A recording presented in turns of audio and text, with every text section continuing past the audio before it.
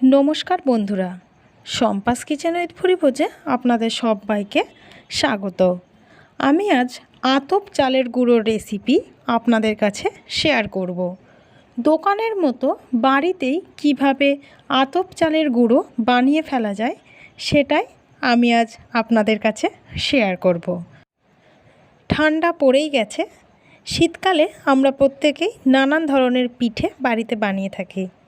पिठे बानाते गेले चालेर गुड़ो किन्तु आमादेर खूबई प्रयोजन हय।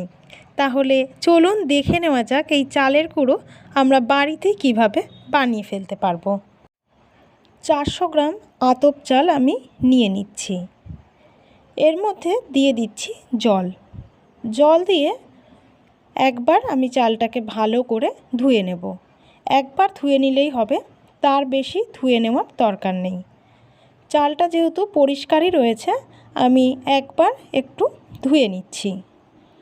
ধুয়ে নেওয়া হয়ে গেছে, জলটা আমি ঝরিয়ে ফেলে দিয়েছি। এবারে ধুয়ে নেওয়া চালের মধ্যে আরও কিছুটা পরিমাণ জল দিয়ে দিলাম। চালটাকে আমি 2 থেকে 3 ঘন্টা এইভাবে ভিজিয়ে রাখব। 3 ঘন্টা পর আমি ফিরে এলাম। আমি একটা ছাঁকনি নিয়ে নিয়েছি। এর ওপরে আমি চালটাকে আস্তে আস্তে তুলে নিচ্ছি।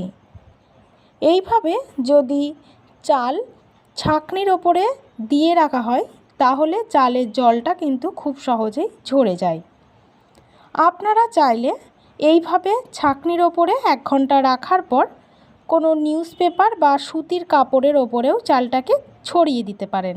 এতে করে খুব সহজেই চাল থেকে জলটা ঝরে যাবে। দেখুন, আমি 3 ঘন্টা পর ফিরে এলাম। চাল থেকে সমস্ত জলটা ঝরে গেছে। চালের গায়ে আর জলভাব নেই, কিন্তু চালের ভেতরে হালকা একটু জলভাব থাকবে। এই রকম অবস্থায় চালটাকে আমি একটা মিক্সিং বোলের মধ্যে দিয়ে দিচ্ছি। সম্পূর্ণ চালটা আমি দিচ্ছি না, অর্ধেক পরিমাণ চাল দিচ্ছি আর অর্ধেক চালটা আমি রেখে দিচ্ছি। এবারে ঢাকনাটা দিয়ে দিলাম। চালটাকে এবার আমি গুঁড়ো করে নেব। চালটা গুঁড়ো করে নেওয়া হয়ে গেছে। খুব একটা বেশি সময় লাগে না এই চালটা গুঁড়ো করতে। দেখুন, চালটা কিন্তু খুব ভালো করে গুঁড়িয়ে নেওয়া হয়ে গেছে। এবারে আমি এটা একটা প্লেটে ঢেলে নেব।